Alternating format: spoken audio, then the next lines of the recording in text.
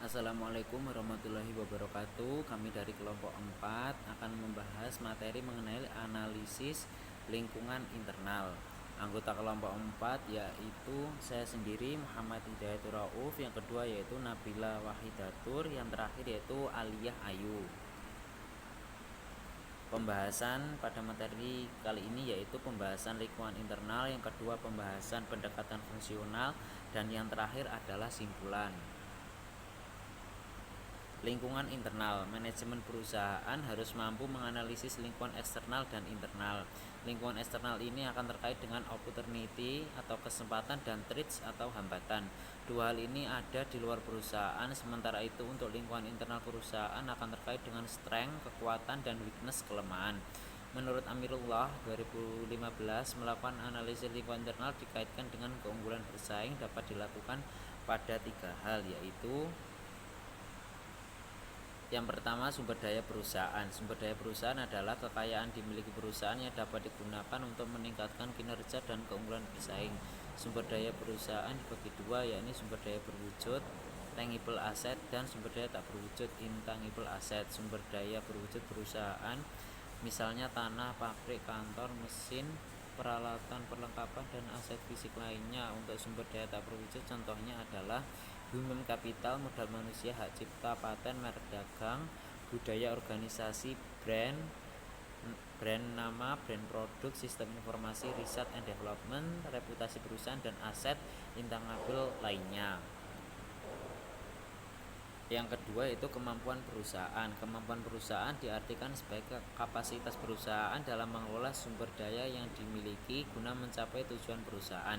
Sumber daya yang dimaksud tentunya adalah sumber daya berwujud dan tak berwujud. Kemampuan pengelolaan terkait dengan perpaduan yang ada di intellectual capital sebagai intangible aset perusahaan.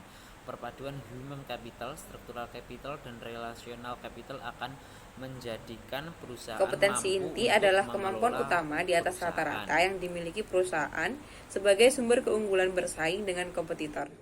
Perusahaan harus mampu mencari atau membuat kompetensi inti ini dari lingkungan internal yang dimilikinya.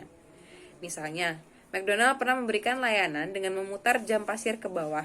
Apabila layanan pembelian burger selesai setelah jam pasir habis, maka konsumen mendapatkan bonus 1 burger. Artinya, ini memacu karyawan untuk memberikan layanan dengan cepat dan tepat. Kemudian yaitu pendekatan fungsional. Pendekatan fungsional itu ada 5. Yang pertama, fungsional bidang sumber daya manusia. Yang kedua, fungsional bidang pemasaran. Yang ketiga, fungsional bidang keuangan. Yang keempat, fungsional bidang produksi dan operasi. Yang kelima, fungsional bidang riset dan pengembangan. Yang pertama yaitu fungsional bidang sumber daya manusia. Fungsi bidang sumber daya manusia yang utama adalah penempatan tenaga kerja sesuai bidangnya dan sesuai kebutuhannya. Tugas lain dari bidang SDM adalah untuk menganalisis kebutuhan perusahaan akan SDM, termasuk kelebihan dan kekurangan setiap personil yang ada di dalam perusahaan. Dengan adanya data karyawan yang lengkap akan memudahkan perusahaan dalam melakukan analisis SDM baik untuk kegiatan strategis dan operasional. Faktor kunci dari bidang sumber daya manusia yaitu kompetensi karyawan, pengalaman karyawan, skill, knowledge, attitude karyawan, jenjang karir karyawan, penilaian karyawan yang adil, struktur organisasi, hubungan kerja yang harmonis, dan faktor lainnya. Dan di dalam bidang ini, manajer harus tahu bahwa SDM menjadi core kompetensi perusahaan untuk bersaing, berkembang, dan berinovasi. Yang kedua yaitu fungsional bidang pemasaran. Fungsi bidang pemasaran adalah menyampaikan pesan tentang produk dan jasa yang dimiliki perusahaan kepada pihak lain, baik itu konsumen ataupun calon konsumen. Aktivitas pemasaran ini sangat penting karena akan berhubungan dengan sustainability dan ongoing concern sebuah perusahaan. Nah, hidup dan matinya perusahaan itu ada di bidang ini, yaitu ketika produk tersebut dikonsumsi oleh orang, dan disinilah pentingnya pemasaran untuk meyakinkan konsumen untuk membeli produk dan membelinya kembali atau repeat order. Nah, faktor kunci dari bidang pemasaran adalah pangsa pasar, segmentasi pasar, bauran produk dan jasa, iklan yang tepat sasaran, jasa purna jual yang efektif, citra perusahaan, strategi harga, distribusi, dan aktivitas pemasaran yang lainnya. Dan pada bidang ini, manajer harus tahu bahwa saat ini efektivitas iklan telah bergeser, yang mulanya hanya melalui TV dan koran, sekarang melalui sosial media, sehingga pemasaran itu bisa lebih meluas dan produk bisa dikenal oleh lebih banyak orang. 3. Fungsional bidang keuangan. Analisis bidang keuangan juga dapat diartikan sebagai evaluasi kinerja perusahaan. Artinya, kinerja keuangan perusahaan dari tahun ke tahun, apakah mengalami kenaikan atau penurunan. Untuk internal perusahaan, kinerja keuangan ini juga dapat digunakan untuk mengevaluasi kontribusi produk atau jasa yang dimiliki oleh perusahaan. Inilah fungsi bidang keuangan untuk penjualan. Faktor kunci fungsional bidang keuangan adalah perencanaan keuangan, modal kerja, likuiditas, leverage, profitabilitas, arus kas, total sumber daya keuangan, sistem akuntansi, kebijakan penilaian persediaan, serta hubungan dengan stakeholders dan shareholders. Manajer harus tahu kemampuan perusahaan dan bisa memprediksi risiko keuangan terkait segala aktivitas perusahaan agar perusahaan dapat berjalan dengan baik. Yang keempat, fungsional bidang produksi dan operasi. Bidang produksi dan operasi ini penting karena terkait dengan ketersediaan produk atau jasa. Demikian juga dengan kualitas produk yang dihasilkan harus memenuhi beberapa kriteria dasar seperti SNI, ISO, halal, dan lain sebagainya. Faktor kunci fungsional bidang produksi dan operasi adalah kapasitas produksi, ketersediaan bahan baku dan bahan penolong, mesin dan peralatan yang tersedia, layout pabrik, proses manufaktur, serta tata letak mesin dan peralatan lainnya. Manajer harus memperhatikan kualitas dan kuantitas produk agar tidak mengecewakan konsumen.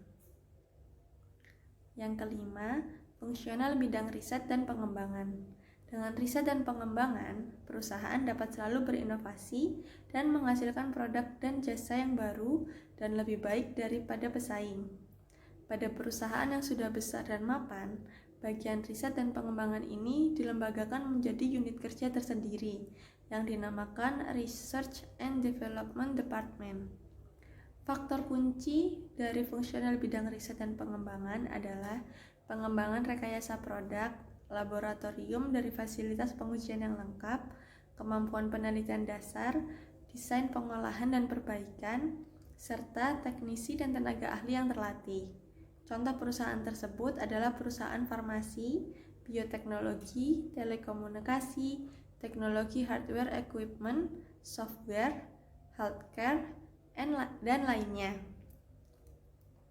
Manajer harus bisa menganalisis bidang ini karena akan bermanfaat untuk perusahaan kaitannya dengan inovasi produk. Kesimpulan dari presentasi kami, lingkungan internal perusahaan adalah lingkungan dalam perusahaan. Hal ini berbeda dengan lingkungan eksternal yang terdiri dari dua, yakni lingkungan umum dan lingkungan industri.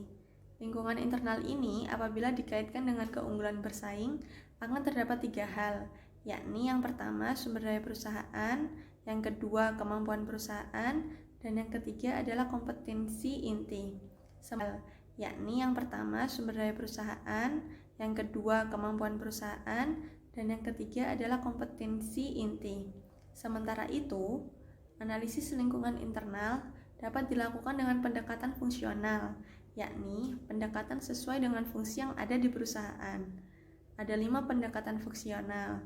Yang pertama adalah fungsi bidang sumber daya manusia, yang kedua fungsi bidang pemasaran, yang ketiga fungsi bidang keuangan, yang keempat fungsi bidang produksi dan operasi, dan yang kelima fungsi bidang riset dan pengembangan.